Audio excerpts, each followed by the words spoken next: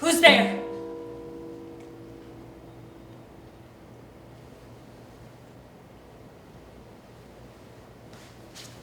Hamlet.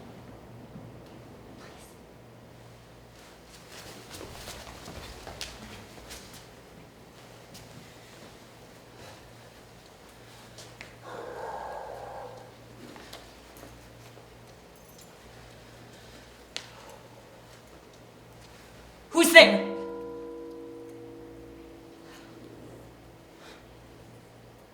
Nay, answer me. Stand and unfold yourself. Unfold yourself. No, you unfold yourself. What dark and mysterious secrets do you harbor? What dark and mysterious secrets do you harbor?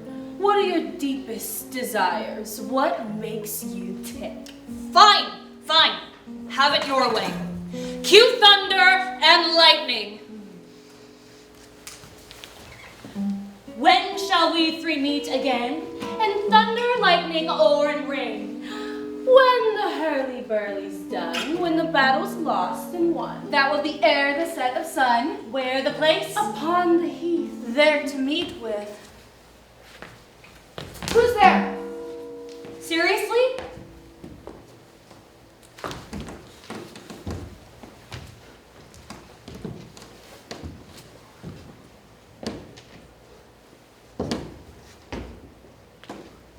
It's too early for Lady M. We've barely begun.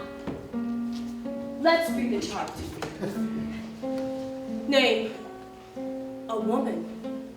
Aha! An expressionistic convention used to represent an archetype in a deep emotional state. Very clever, Witch 3. As I was saying, name, a woman. Medical history, oppressed by systems of violence for millennia. Objectified for sex and reproduction. Recent update, loss of bodily autonomy. Isn't the idea that societies are supposed to improve over time? And then there's us, with a convicted rapist murderer-in-chief. We have a Supreme Court full of fundamentalists who value an imaginary book more than the lives of real women. We live in a world where there seems to be little difference between mass murderers, dictators, and presidents. Crimes against humanity happen globally. The only constant in all of this is women everywhere are constantly being abused. Recent update, loss of bodily autonomy. Symptoms, hysteria. Hysteria? The wandering uterus. The uterus wanders around causing all kinds of side effects like emotional excess, irrationality, and... The year is 1895, and I have just published my first set of groundbreaking discoveries. As I write to my good friend and collaborator Wilhelm Fleiss, I am almost certain that I have solved the riddles of hysteria and obsessional neurosis, using the formulas of infantile sexual shock and sexual pleasure, and I am equally certain that the conditions are in fact curable, not just the individual's symptoms, but the neurotic disposition itself. Seriously, where did Sigmund Freud come from? He's telling us about his infamous seduction theory. He discovered that every woman's hysterical symptoms could be traced back to sexual abuse at a young age. Is there an onset of blindness? Yep, must be sexual abuse. Are there physical convulsions? Yep, must be sexual abuse. Gendered violence is a serious problem, but only someone as delusional as Freud could invent an imaginary epidemic of sexual abuse. With my good friend Joseph Brunner, I published in 1895 studies on hysteria. Convince yourself that much will be gained if you can transform your hysterical misery into common unhappiness. With a mental state that has been returned to health, you will be better armed against that unhappiness. Are we at the mommy and daddy part yet? Close. But also know that Freud called hysteria a caricature of an artistic creation, meaning that unconscious conflicts appear as dramatic distortions. We have little theaters in our head, but good luck to all the women out there. Not only are you hysterical, but you have no way of knowing what the problem is without help from drunk Uncle Freud. Breaking news, it's 1895 and the uterus has stopped wandering. Now it's women's imaginations that are wandering. Women conjure up real symptoms from thin air. Oh, great. So women are basically a stage. We manifest illusion and fantasy. I bet Freud can't wait to tell us about Anna O. Well, the case of Anna O! Paralysis, paroxysmic body, disturbances in speech and vision, hallucinations, memory lapses. These are the humble foundations of what becomes psychoanalysis. For it is here that I developed the talking cure. It seems that when a patient can evoke their memories through speech, that patient will be temporarily relieved from distress.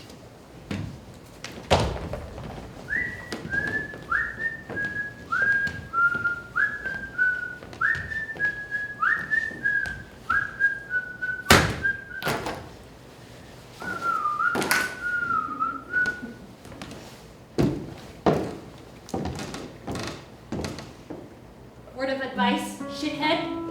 Don't you ever wake up.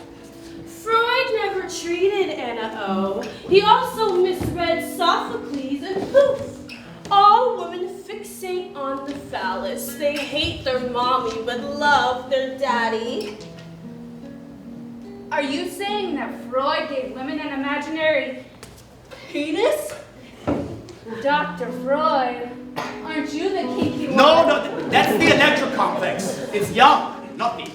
Fair is foul and foul is fair. Hover through the fog and filthy air.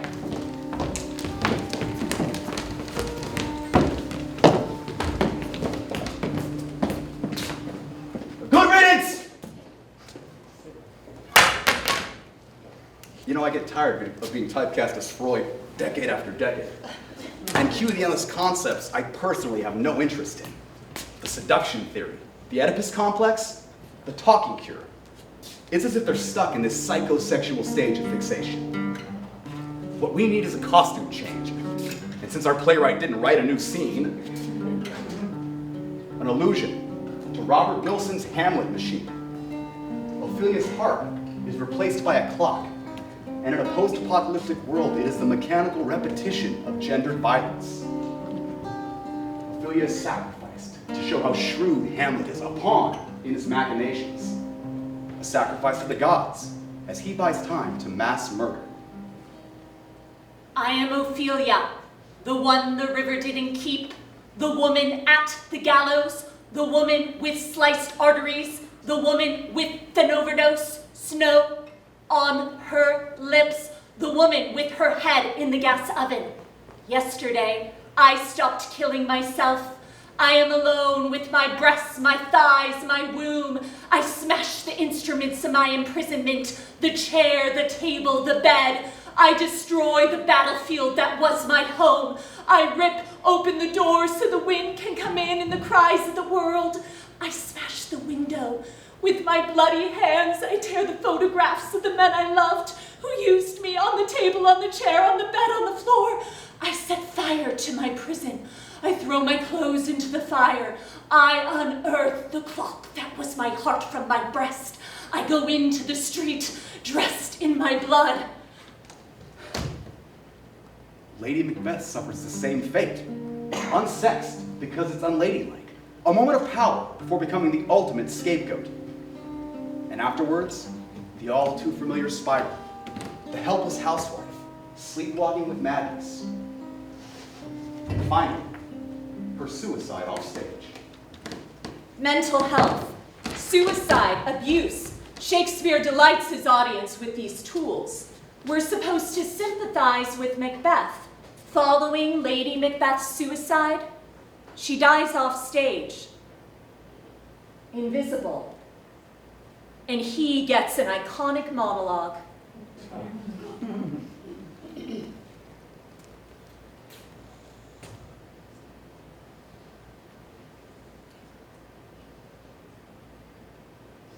She should have died hereafter. There would have been time for such a word. Tomorrow and tomorrow and tomorrow. creeps in this petty pace from day to day to the last syllable of recorded time. And all our yesterdays have lighted fools to dusty death. Out. Out, brief candle. Life's but a walking shadow. Poor player struts and frets his hour upon the stage. It's heard no more.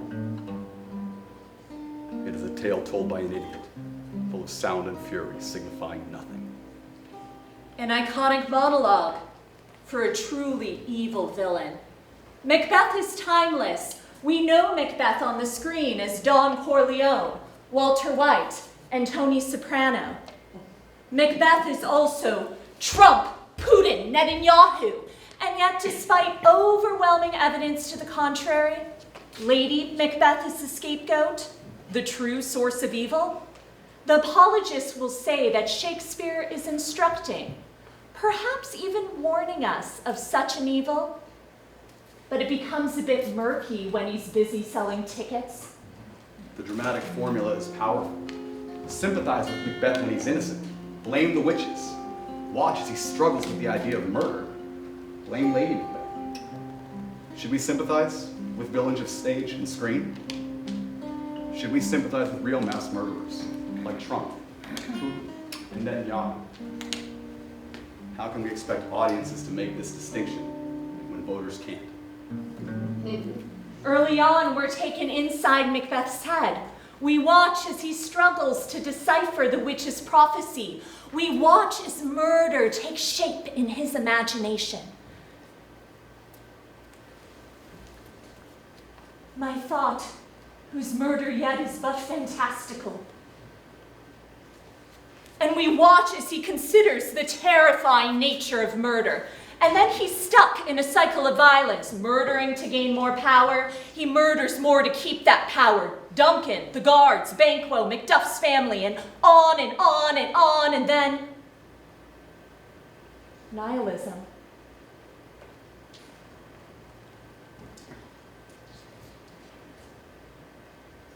Seems I forgot the taste of fears. Time was my senses would cool to hear a night shriek, and my fell of hair would have a dismal treaties rouse and stir as if life were in it. But I have supped full of horrors, and direness to my slaughterous thoughts could not once start me. Will you sympathize with Macbeth? Will you blame the witches? Will you blame Lady Macbeth? Or will you be apathetic?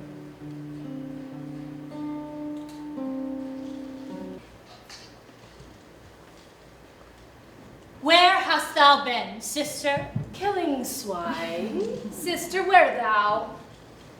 A sailor's wife had chestnuts on her lap, and munched, and munched, and munched.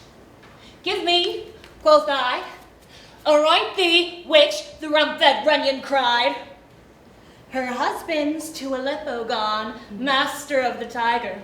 But with a sieve I'll thither sail, and like a rat without a tail, I'll do, and I'll do. I'll give thee a win. Thou art kind, And I another. I myself have all the other, and the very ports they blow, all the quarters that they know in the shipman's card. I'll drain him dry as hay. Sleep shall neither night nor day hang upon his penthouse lid. He shall live, a man forbid. Weary 7 nights, 9 times 9, shall he dwindle, peak, and pine. Though his bark cannot be lost, yet it shall be tempest tossed. Look what I have. Oh, show me, show me. Here I have a pilot's thumb. Wreck it homeward as you did come. A drum, Macbeth doth come. The weird sisters hand in hand, posters of the sea and land, thus to go about, thrice to thine and thrice to mine, and thrice again to make up 9. Peace, the charm's wound up. What are these so weird and wild? Their attire that they look not like inhabitants of the earth, yet are on it. Speak if you can. What are you? What saucy taunts are these? We withered hags of fearsome sight. Soft, soft, Macbeth will flap like that, and seethe and flame like unbaptized brat. Mouth crammed full, ears and nostrils stuffed, mountain parsley, aconite, poplar leaves all chopped. At least we skipped the line about beards.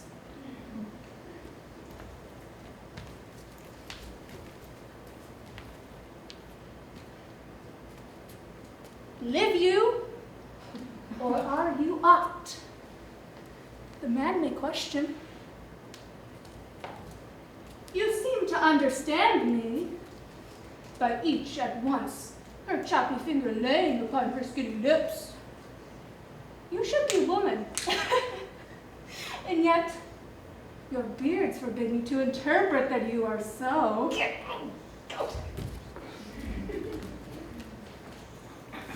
All hail Macbeth. Hail to thee, Thane of Glamis. All hail Macbeth. Hail to thee, Thane of Cawdor. All hail Macbeth, that shalt be king hereafter. If you can look into the seeds of time and say which grain will and which will not, speak then to me. Who pens this script by candle, quill, and day forgets Macbeth doth know what fate doth say. And Banquo too is banished from stage and sight. His speech made Macbeth's by dubious right.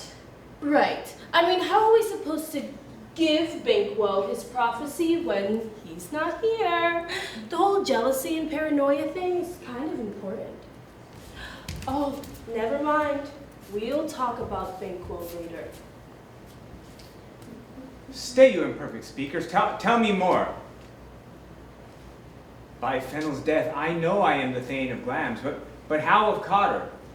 The Thane of Cotter lives to be a prosperous gentleman, and to be king stands not within the prospect of belief, no more than to be Cotter. Say from whence you gain your strange intelligence, and why upon this blasted heath you stop my way with such prophetic greeting. Speak, I charge you. Withered and wild, with beards rough and grim, bidding to prat like beasts at carnival whim. Say from whence you owe this strange intelligence, or why upon this blasted heath you stop our way with such prophetic greeting. Speak, I charge you.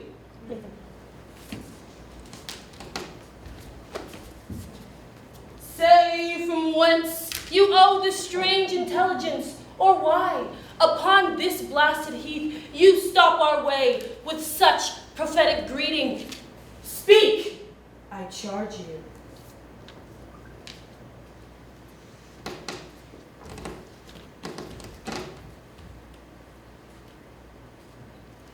Hi, my name is Witch 3, and today I'll be auditioning for the role of Macbeth in Macbeth. Say from whence you owe this strange intelligence, or why, upon this blasted heath, you stop our way with such prophetic greetings. Speak, I charge you.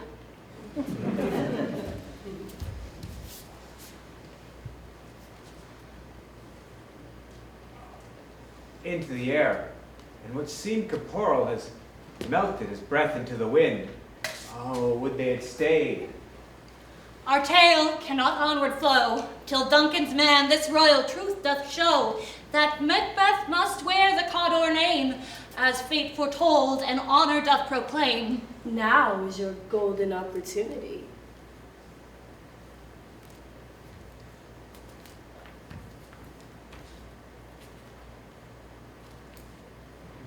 The king hath happily received, Macbeth, the news of thy success. I am sent to give thee our royal master thanks. He bade me call thee Thane of Cawdor.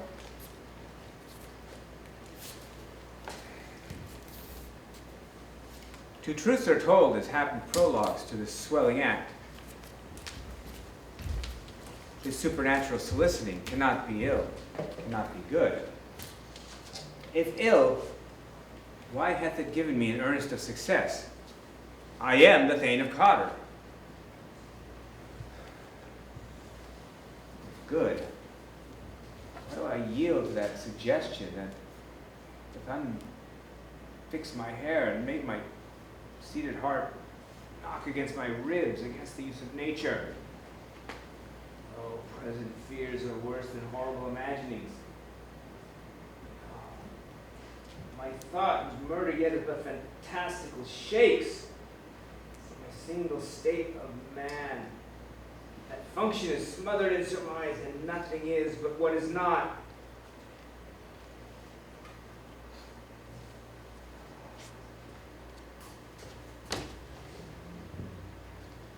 They met me in the day of success, and I've learned by the perfectest report they have in them more than mortal knowledge. When I burned in desire to question them further, they made themselves air, into which they vanished.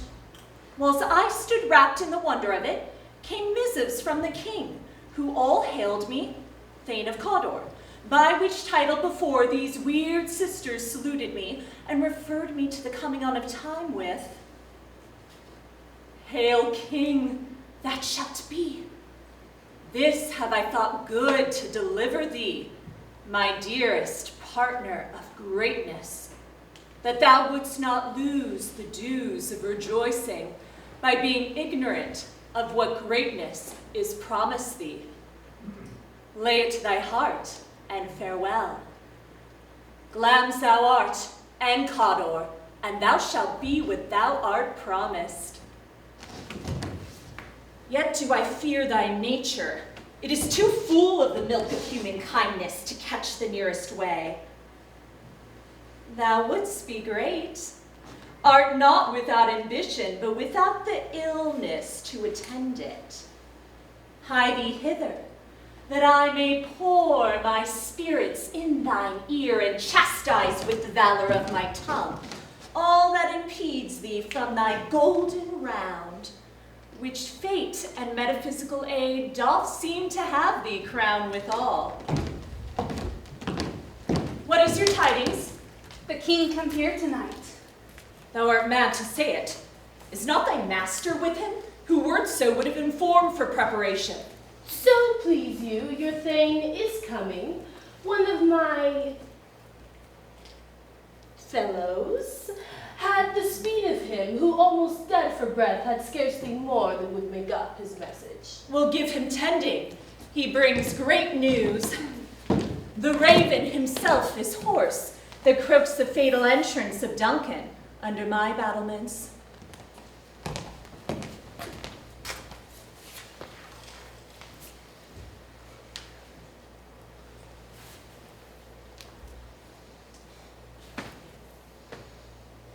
Come, you spirits! Come, you spirits that tend no mortal thoughts! Unsex me here and fill me from the crown to the toe, top full of direst cruelty. Make thick my blood and stop up the access and passage to remorse, that no compunctious visitings of nature shake my felt purpose, nor keep peace between the affected it. Come to my women's breasts and take my milk for gall, you murdering ministers, wherever in your sightless substances you wait on nature's mischief. Come, thick night, and pull thee in the dunnest smoke of hell, that my keen knife see not the wound it makes, nor heaven peep through the blanket of the dark to cry, hold, hold.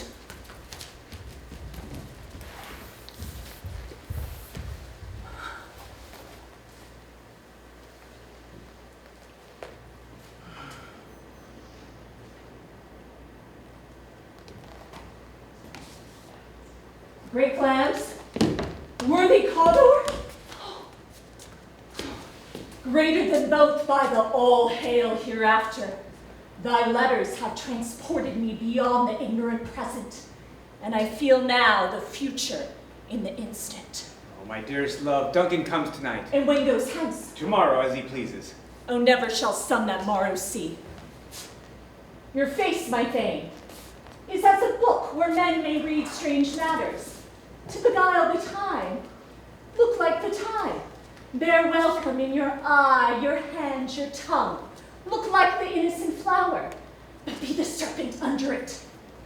He that's coming must be provided for. And you shall put tonight's great business into my dispatch, which shall to all our days and nights to come give solely sovereign sway and masterdom. We will speak further. Only look up clear. To alter favor ever is to fear. Leave all the rest to me.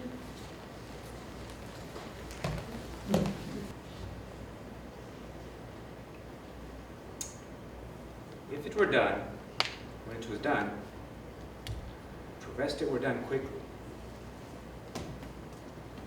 This assassination could trammel up the consequences and catch with his Circe success. That, but this blow would be the end-all and be-all here. But here, on the banks and shoals of time, we but jump the life to come.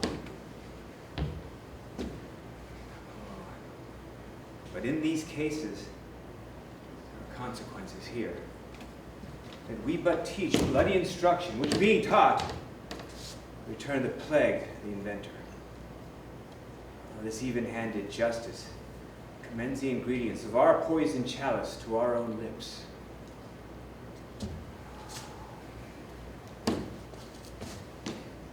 He's here in double trust. First, as I am his kinsman and his subject, strong both against the deed. Then, as his host, who should, against his murderer, shut the door, not bear the knife myself. Besides, this Duncan hath borne his faculties so meek and been so clear in his great office, that his virtues would plead like angels, trumpet-tongued, against the deep damnation of his taking off. Oh, and pity like naked newborn babe striding the blast, or heaven's cherubim horsed upon the sightless couriers of the air shall blow the horrid deed into every eye, that tears may drown the wind. I have no spurs to prick the side of my intent, only vaulting ambition, which doth o'erleap itself, fall on the other. How now, what news? Duncan has almost supped. Why have you left the chamber? Hath he asked for me? Know you not he has. We will proceed no further in this business. He hath honored me of late, and I have bought golden opinions from all sorts of people, which would be worn now in their golden opinion, not cast aside so soon. Was the hope drunk wherein you dressed yourself? Hath it slept since, and wakes it now to look so green and pale at what it did so freely? From this time such I count thy love. Art thou afeard to look the same in thine own act and valor as thou art in desire? Wouldst thou have that which thou esteemest the ornament of life, and live a coward in thine own esteem, letting I dare not wait upon I would? Prithee, peace! I dare do all may become a man. Who dares do more is none! But what beast was it then that made you break this enterprise to me? When you durst do it, then you were a man. And to do more than what you were, you would be so much more the man. I have given suck, and know how tender 'tis to love the babe that milks me. I would, while it was smiling in my face, have plucked my nipple from his boneless gums and dashed the brains out, had I so sworn as you had done to this. If we should fail.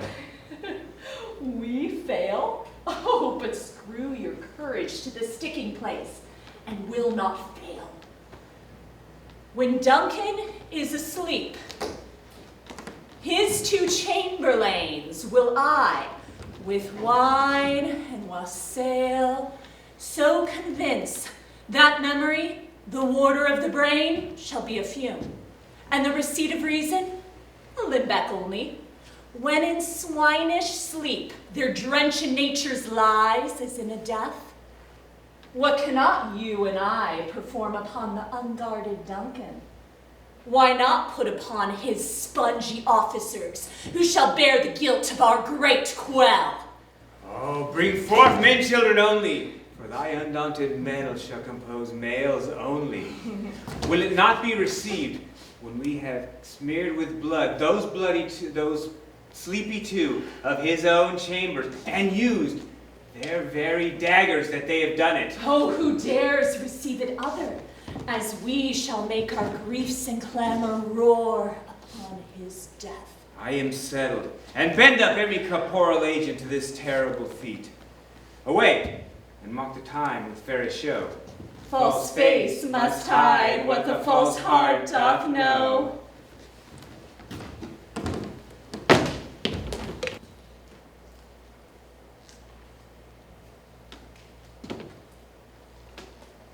Is this a dagger which I see before me? The handle towards my hand. Come, let me clutch thee. I have thee not, yet I see thee still. Tell me, art thou, fatal vision, sensible to feelings as to touch, or art thou but dagger of the mind, false creation, proceeding from the heat oppressed brain? How marshalest me the way I was going? Such an instrument I was to use. My eyes are made the fools of the other senses. It's worth all the rest. I see thee still, and on thy blade and dudgeon, gouts of blood which were not so before. There is no such thing. It is the bloody business which thus informs me to mine eyes. Now, over the one half world, nature seems dead. Wicked dreams torment the curtained sleep.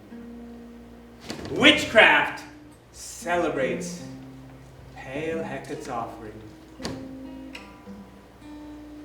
the withered murderer with his sentinel, the wolf, howls his watch, and thus, with stealthy pace, with Tarquin's ravishing stride, towards his design he moves like a ghost.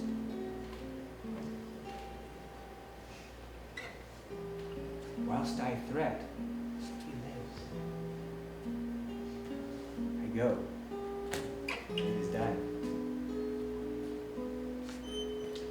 The bell invites.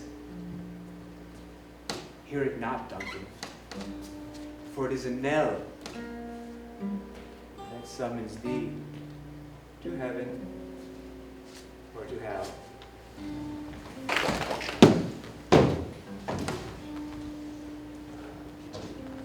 That which hath made them drunk hath made me bold. What hath quenched them hath given me fire. Hark! Peace.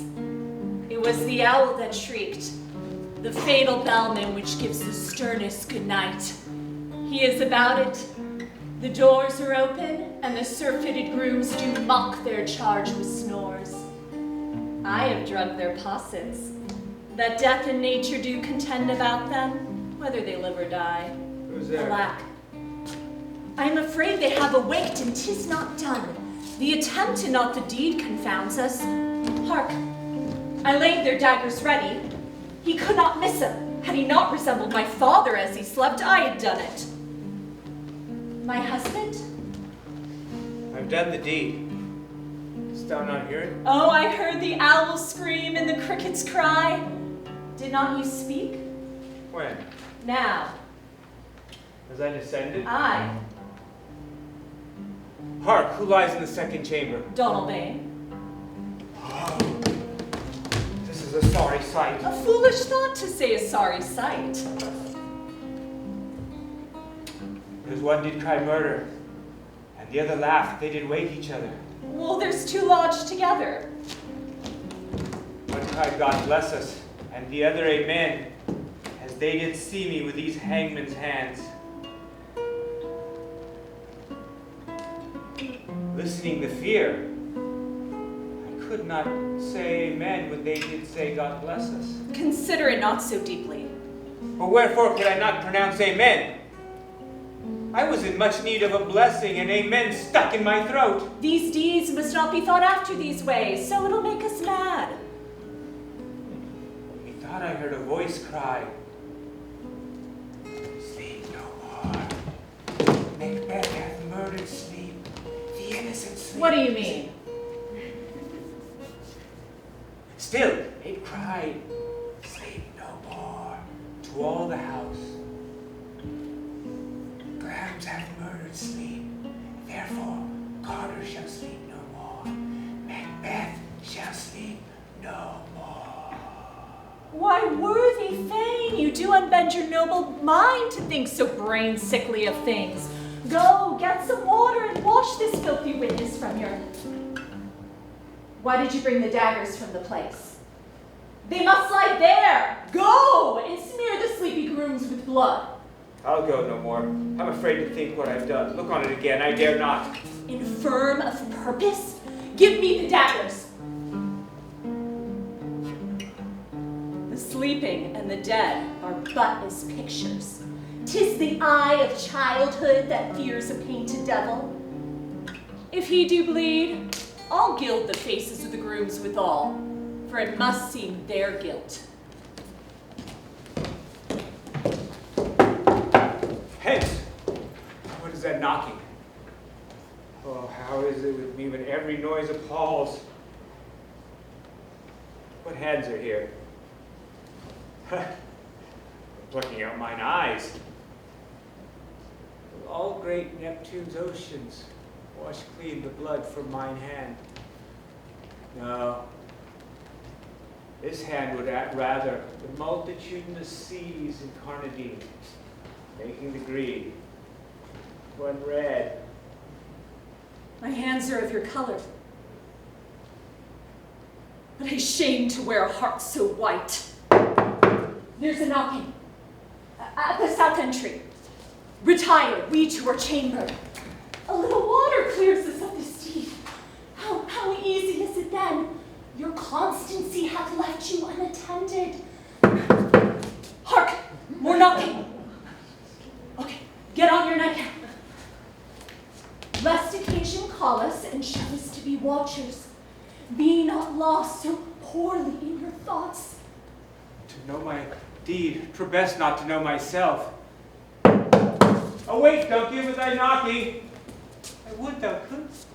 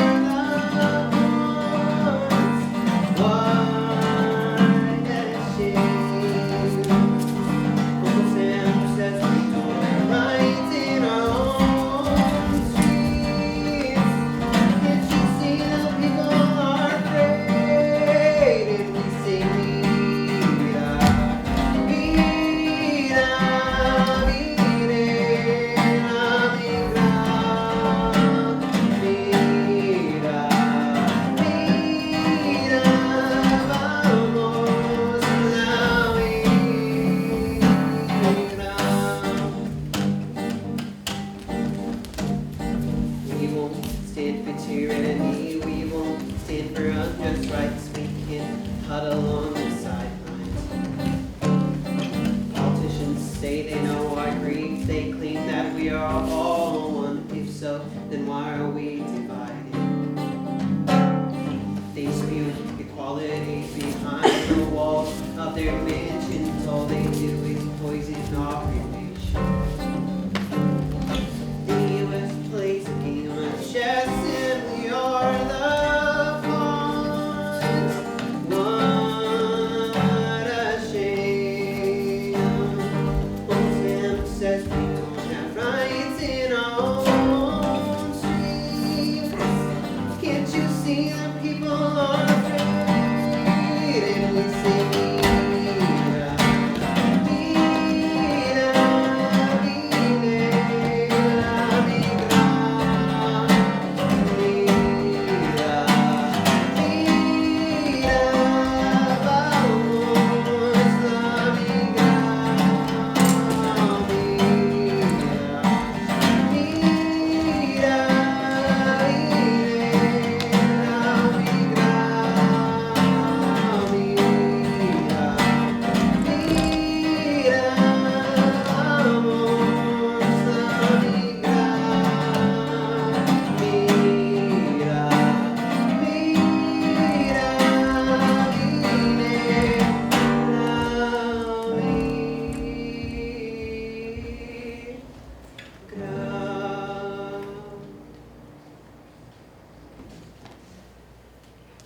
How now, my lord, why do you keep alone? Of sorriest fancies your companions making, using those thoughts which should indeed have died with whom they think on. Things without all remedy should be without regard. What's done is done. We've scorched the snake, not killed it. She'll close and be herself, whilst our poor Malice remains in fear of her forward tooth. But let the frame of things disjoint, both the worlds suffer. Ere we will eat our meals in fear, and we will sleep in affliction, of terrible dreams that will haunt us nightly. Better be with the dead, whom we, to gain our peace, have sent to peace, than on torture of the mind to lie in restless ecstasy. Duncan is in his grave. After life's fitful fever, he sleeps well. Treason has done his best. Not steel nor poison, domestic malice, foreign levy, nothing can touch him. Come on, gentle my lord. Sleek over your rugged looks. Be bright and jovial among your guests tonight. I shall, my love. And so I pray be you. Let your remembrance apply to Banquo. Present him eminence with your eye and tongue. Unsafe the while, we must lave these flattering streams and make our faces visors to our hearts, disguising what they are. You must leave this. Oh, full of scorpions is my mind, dear wife. Thou knowest that Banquo this flayance lives. But in them nature's copies not etern. There's comfort yet. They are assailable. What's to be done? Oh, be innocent of the knowledge, dearest Chuck, until thou applaud the deed.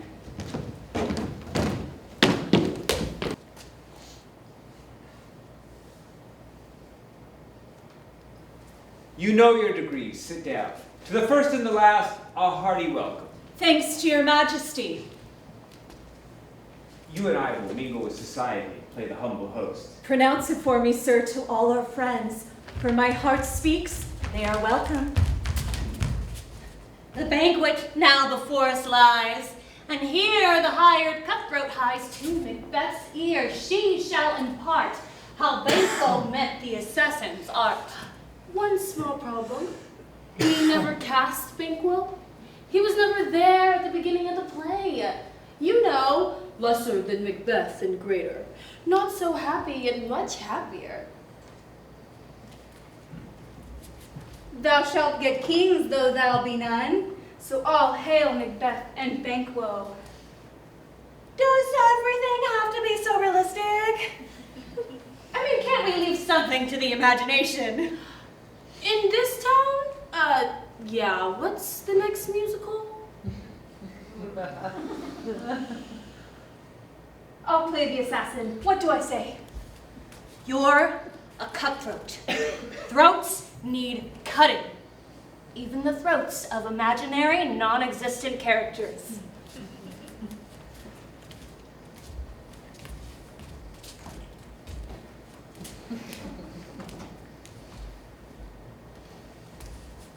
You forgot the blood. You need the blood upon thy face.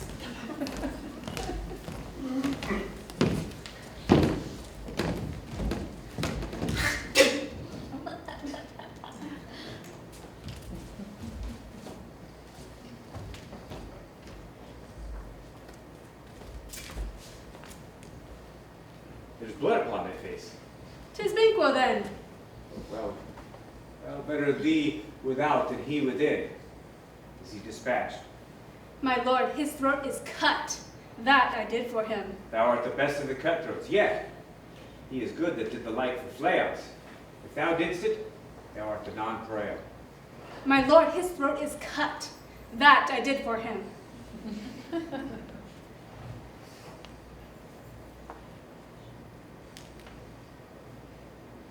My lord, his throat is cut. That I did for him. Just look at how Witch 3 steals the spotlight. Just tell Macbeth what you are supposed to tell him. Flayance escaped.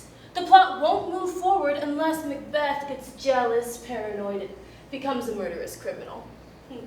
I know, but how cool would it be if I was the assassin without equal? Macbeth would turn to me and say, "Thou didst it. Thou art the cutthroat nonpareil."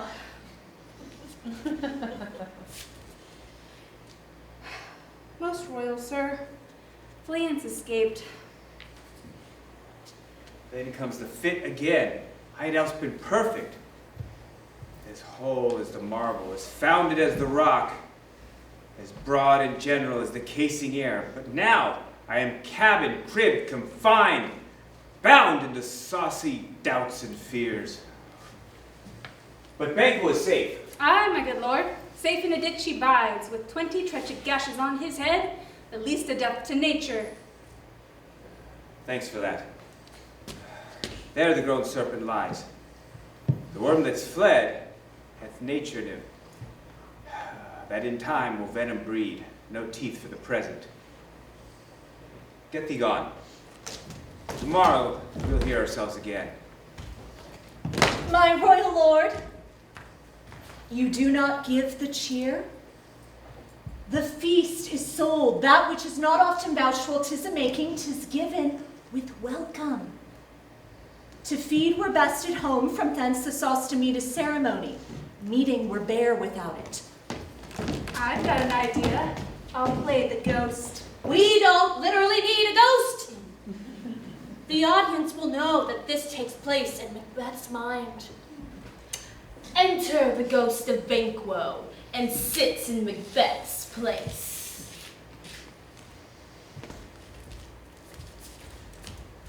Now here have we our country's honor roofed.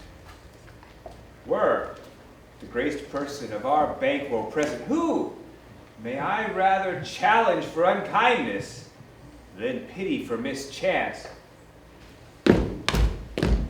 The table's full. Here is a place reserved, sir. Where? Which of you have done this? Thou canst not say I did it. Never shake thy gory locks at me. Sit, worthy friends. My lord is often thus and hath been from his youth. Pray you, keep seat. The fit is momentary. Upon a thought he will again be well. If much you note him, you shall offend him and extend his passion. Feed and regard him not. Are you a man? Aye, and a bold one too, that dare look on that which might have called the devil. Oh, proper stuff. This is the very painting of your fear. This is the air-drawn dagger which you said led you to Duncan. Oh, these flaws and starts. Impostors to true fear would well become a woman's story at a winter's fire authorized by her grandam. Fie, for shame! make such faces? When all's said and done, you look but on an empty chair. Prithee, see there? Look! Behold! Ah! Lo! How say you? What? Why care I? Thou canst nod. Speak too! Oh, if charnel houses and our graves must send back those that we bury, our monuments shall be the maws of kites. What quite unmanned and folly. If I stand here, I saw him. Fie for shame. The time has been when the brains were out, the man was dead, and there an end. But now, they have risen again. And pushes from our stools with 20 more murders on their crown. This is far more strange than such a murder is. My worthy lord, your noble friends do lack you.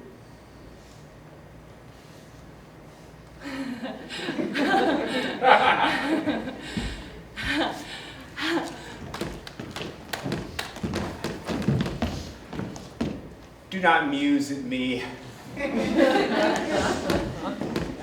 I have an infirmity. That is nothing. Nothing. Come. Health and love to all. Then I will sit down. Give me some wine. That's it. Fill full. Avaunt and quit my sight. Let the earth hide thee. Thy bones are marrowless. Thy blood is cold. There is no speculation in those eyes which thou dost glare with. Think on this, good peers, that as a thing of custom, 'tis no other, only it spoils the pleasure of the time. Hence, horrible mockery, unreal shadow, hence! Oh. Why, so, being gone, I am a man again. Pray, sit down.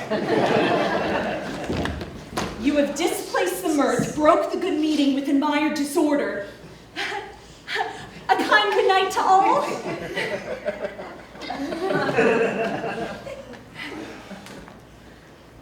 Tomorrow. I will tomorrow. Betimes I will to the weird sisters, and more they will speak on this. You lack the season of all natures. Sleep. Yes, yes. We will to sleep. Oh, this strange self-abuse is but the initiate fear that wants hard use. We are but young in this deed.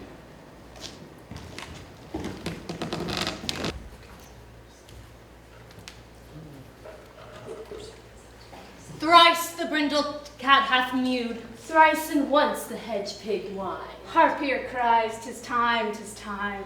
round about the cauldron go, in the poisoned entrails throw, toad that under cold stone days and nights 31 sweltered venom sleeping got, boil thou first in the charmed pot. Double, double, toil and trouble, fire burning, cauldron bubble, fillet of a fenny snake, in the cauldron boil and bake, eye of newt and toe of frog, wool of bat and tongue of dog, adder's fork and blindworm's sting, lizard's leg and howlet's wing, for charm of powerful trouble, like a hell broth boil and bubble. Double, double, toil and trouble, fire burning, cauldron bubble. Scale of dragon, tooth of wolf, witch's mummy maw engulf, of the ravine salt sea shark, root of hemlock digdeth dark, finger of birth strangled babe, ditch delivered by a drab, make this gruel thick and slab, add hereto a tiger's chaudron, for the ingredients of my cauldron. Double, double, toil and trouble, fire burning, cauldron bubble. Cool it with a baboon's blood, then the charm is firm and good. By the pricking of my thumb, something wicked this way comes. Open locks, whatever knocks. How now, you secret, dark, and midnight hags? What is it you do? A deed without a name. I conjure you by all that which you profess. How are you come to know it? Answer me. Speak. Demand. We'll answer. Say if thou hast rather hear it from our mouths or from our masters. Call him, let me see him. Pour in the sow's blood that had eaten from her 9 farrow, grease that sweetened from murderer's gibbet, throw it into the flame. Come high or low, thyself in office deftly show. Tell me, thou unknown power. He knows thy thought. Hear his speech, yet speak thou not.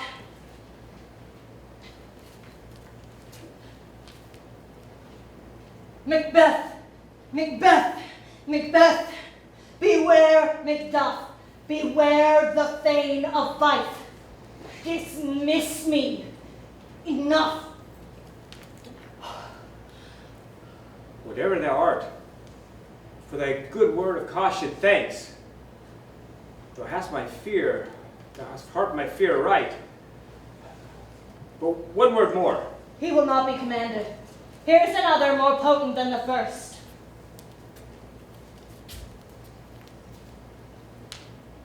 Macbeth, Macbeth, Macbeth.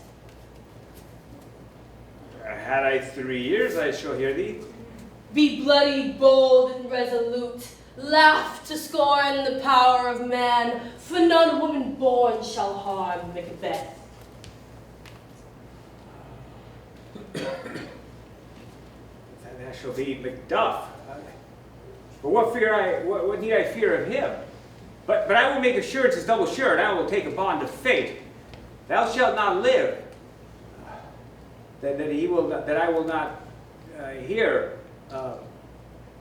pale, that thou shalt not make, or hear pale fear without that will not lie of scorn. What is this that rises before me? And on his baby's brow, the rounded top of sovereignty. Listen, but speak not to it. Be lion metal proud and take no care who chafes, who frets, or where conspirers are. Macbeth shall never vanquished be until great Burnham Wood to high Dunsinane Hill shall come against him. Well, that'll never be. Tell me, if thou art to tell so much, will Banquo's issues ever reign in this kingdom? Seek to know no more. Wait, I will be satisfied. If thou deny me, an eternal curse on you. I must know. Where sinks this cauldron? What noise is this? Show. Show. Show his eyes and grieve his heart. Come like shadows, so depart. What is this? Too like the spirit of Banquo. Oh, down. Oh, thy crown. It's sear my eyeballs. And thy hair. Thou gold-bound brows like the first, and a third like the former. Filthy hags, why show me this? Oh, and a fourth, stark eyes. What? Will this line extend to the crack of doom? Another yet, a seventh, and an eighth that bears a glass. And in it, I see many more, and some who carry the twofold ball and treble scepter. Oh, horrible sight. Now I know 'tis true. Banquo smiles at me and points to them as his. What is so? Where have they gone?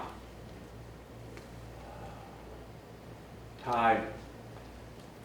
Oh, at this pernicious hour, stand I accursed in the calendar. Time now anticipates my dread exploits, the flighty purpose, and is never so overtook. as it is when the deed is done. Oh, from this moment, the firstling of my heart shall be the firstling of my hand. And even now, to crown my thoughts with acts, be it thought and done. The castle of Macbeth I'll surprise, seize upon Fife, give to the edge of my sword his wife, his babes, every unfortunate soul to fall in his line. No more boasting like a fool. This deed I will do before the purpose cools, but no more sights.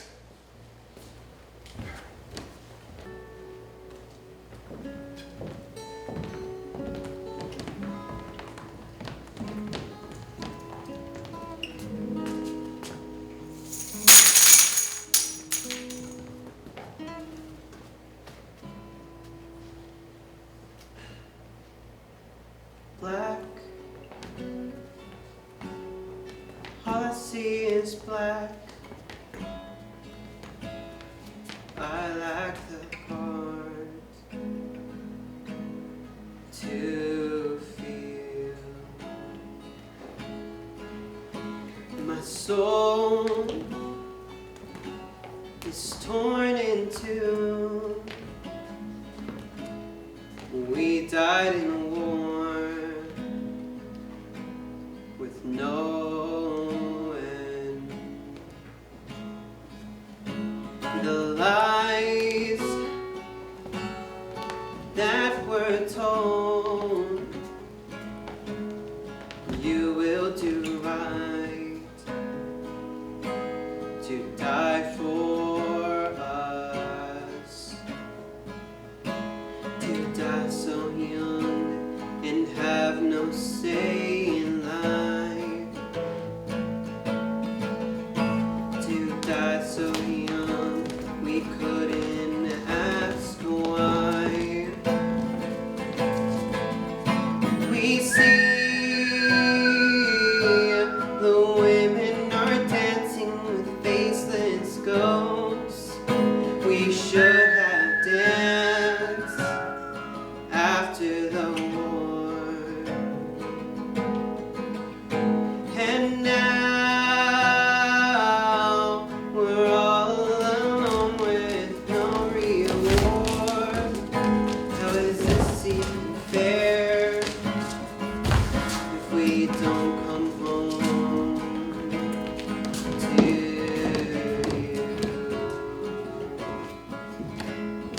Cold.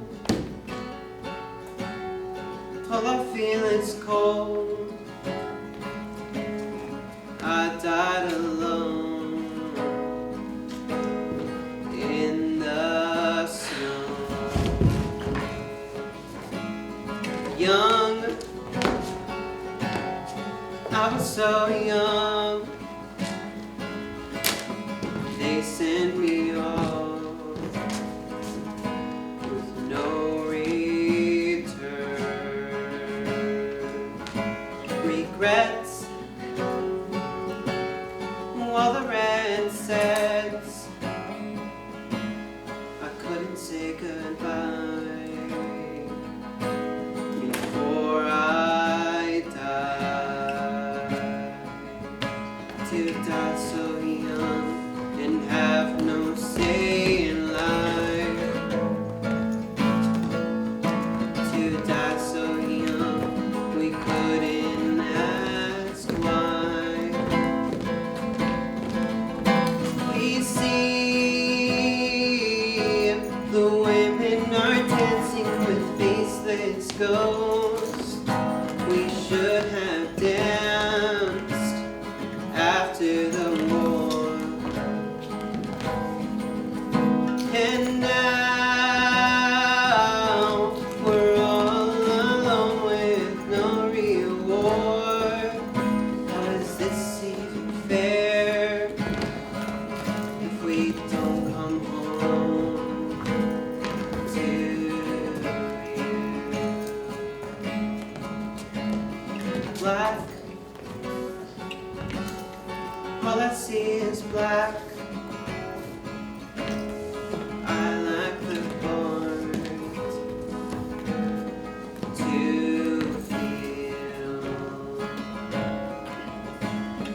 soul is torn in two. We died in a war with no end. The lies that were told, you will do right to die for us, to die so young and have no say in life, to die so young we couldn't ask why. We see the women are dancing with faceless ghosts. We should have danced after the war.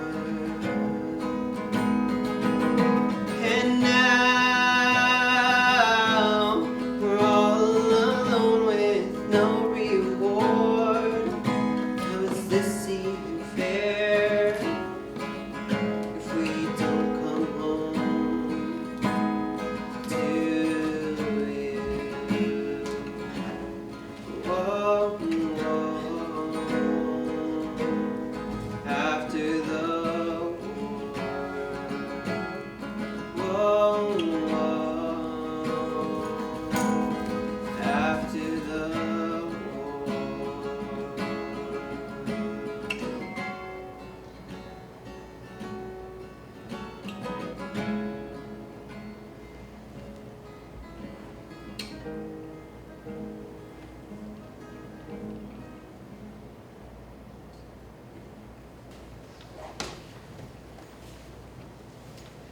I have seen her rise from her bed, take forth a robe and wrap it around her shoulders, unlock her closet, take forth paper, fold it, write upon it, read it, afterwards seal it and return to bed. All this while in a most fast sleep. It is a great perturbation in nature to receive at once the benefits of sleep and the effects of watching. She has light by her continuance. 'Tis her command. Her eyes are open, but her senses are shut. She rubs her hands as if does washing her hands.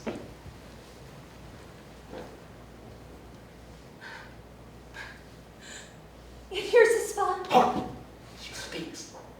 I'll put down what comes from her to satisfy my remembrances the more strongly. Out! Out, damn spot, I say!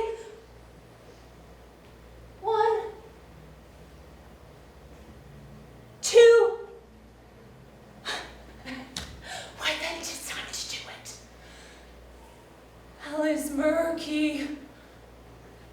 Fie, my lord, fie, a soldier and afeard. What need we fear who knows it, when none can call their power to account?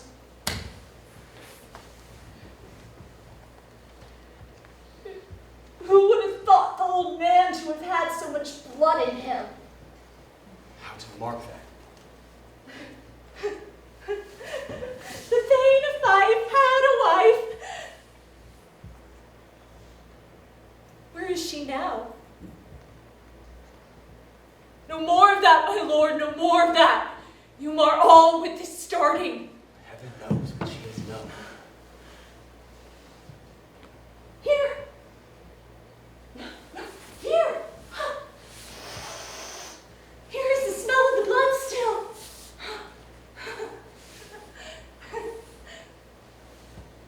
All the perfumes of Arabia not sweeten this little hand.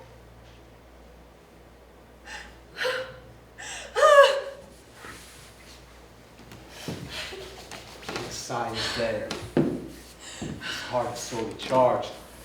The disease is beyond my practice yet. I have seen those who have walked in their sleep and died holily in their beds.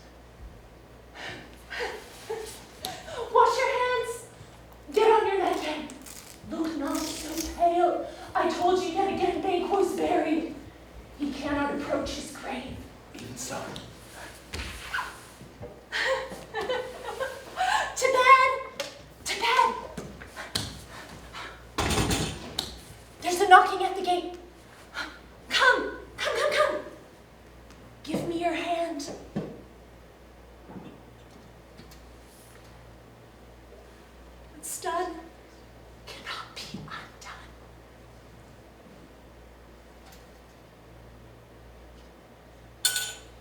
To bed.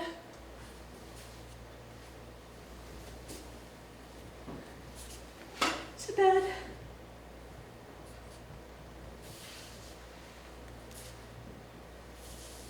To bed. Foul whisperings are abroad. Unnatural deeds do breed unnatural troubles.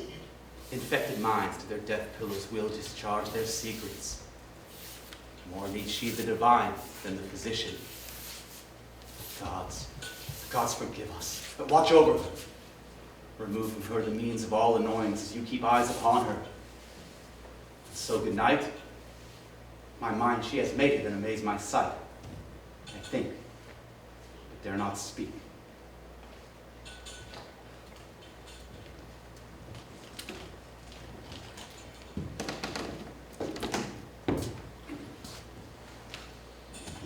I'd almost forgot the taste of fear.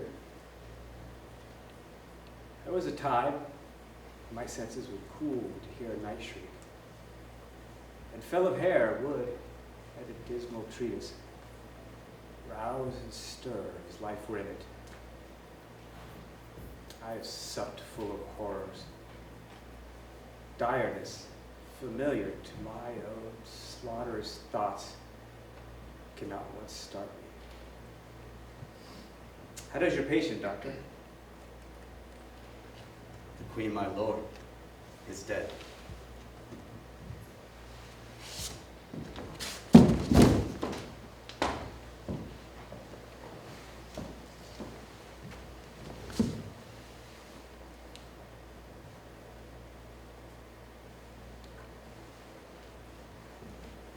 She should have died hereafter. There would have been time for such a word. Tomorrow, and tomorrow, and tomorrow creeps at its petty pace from day to day till the last syllable of recorded time. And all our yesterdays it lighted fools away to dusty death. Out, out, brief candle. Life's but a walking shadow. A poor player struts and frets his hour on the stage, then is heard no more. It is a tale told by an idiot, full of sound and fury, signifying nothing.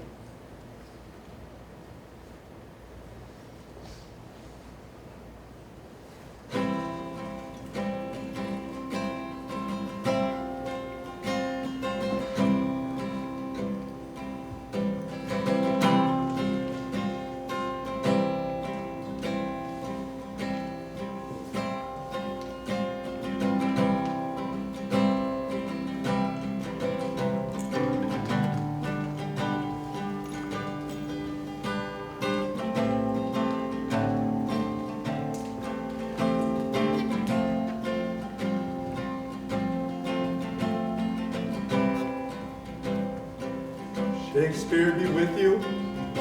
And with your spirit. Lift up your hearts. We lift them up to Shakespeare.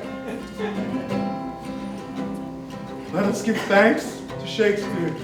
It is right and just. It is truly right and just. Our duty and our salvation, always and everywhere to give you thanks, Shakespeare. Almighty and eternal God, mystery is accomplished, and the marvelous deed of summoning your great works into being.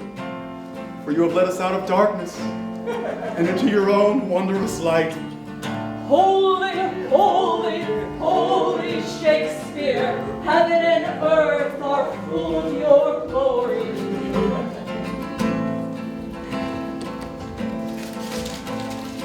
Measure for measure. An egregious play that makes light of sexual coercion and the abuse of authority. Sexual exploitation is a bargaining chip, and force forced marriage is inevitable. Shakespeare be with you. And with your spirit. Titus Andronicus, Shakespeare's most popular play. Lavinia, the so-called dainty doe, is raped and mutilated.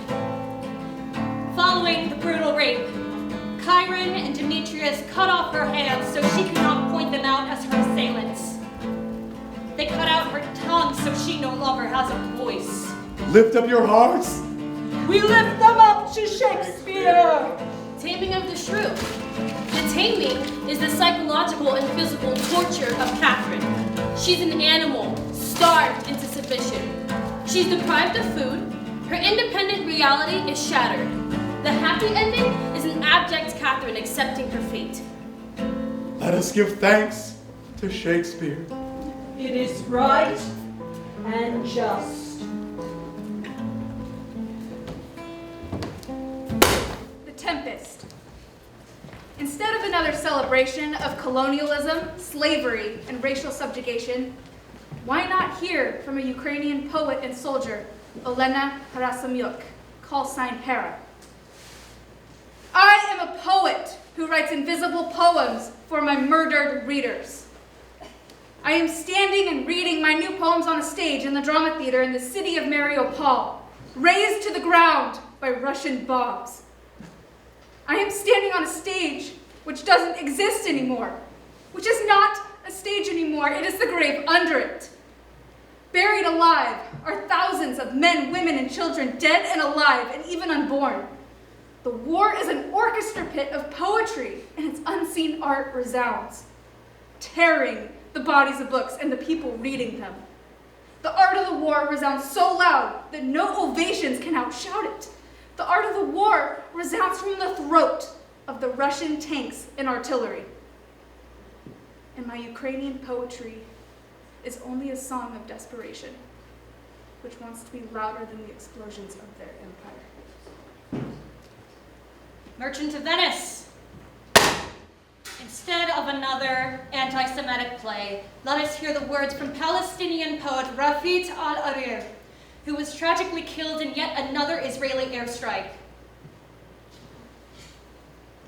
If I must die, you must live, to tell my story, to sell my things, to buy a piece of cloth and some string. Let it be white, with a long tail, so that a child standing somewhere in Gaza, looking heaven in the eye, awaiting his dad who left in a blaze, who bid no one farewell, not even to himself, not even to his flesh. See that kite, my kite that you made, soaring up above, and think for a moment, an angel is there. Bring back love. If I must die, let it bring hope. Let it be a tale. Othello. Instead of demonizing another black person, let's find something inspirational. Let's find a genius who uplifted an entire generation of black artists. Let's listen to Lorraine Hansberry. The black writer stands surrounded by the whirling elements of this world. He stands neither on the fringe nor utterly involved. The prime observer waiting, poised for inclusion. Oh, the things that we have learned in this unkind house that we have to tell the world about. Despair. Did someone say despair was a question in this world? Well then, ask the sons of those who come from little else. If you wish to know the resiliency of this thing you would so quickly resign to mythhood, this thing called the human spirit. Life? Ask those who have tasted of it in pieces, rationed out by enemies. Love? Ask the troubadours who come from those who have loved, when all reason pointed to the uselessness and foolhardiness of love. Out of the depths of pain we have thought to be our sole heritage in this world, or we know about love. Perhaps we shall be the teachers when it is done. And that is why I say to you now, that though it be a thrilling and marvelous thing to be merely young and gifted, it is doubly, so doubly dynamic to be young, gifted, and black. Look at the work that awaits you. Right. Work hard at it. Care about it. You have something glorious to draw on, begging for attention. Don't pass it up. Use it. This nation needs your gifts. Perfect them.